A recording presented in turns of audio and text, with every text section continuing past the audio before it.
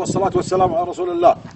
جالسين احنا بجنب هالضلعة، حط الكاميرا عليه يا ابو فهد، بجنب الضلعة هذه. سبحان الله جاء عصفور بغى يطرف عيني ونزل قدامي.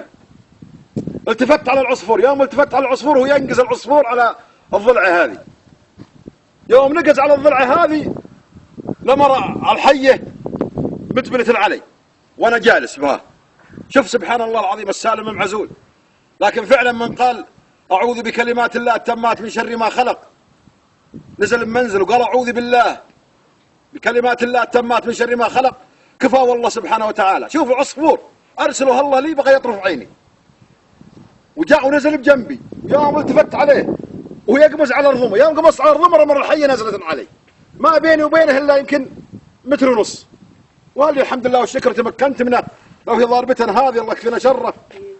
راح الى الحين تحرك، راح ها الى الحين تحرك. الحمد لله والصلاة والسلام على رسول الله. الله اللي فكنا.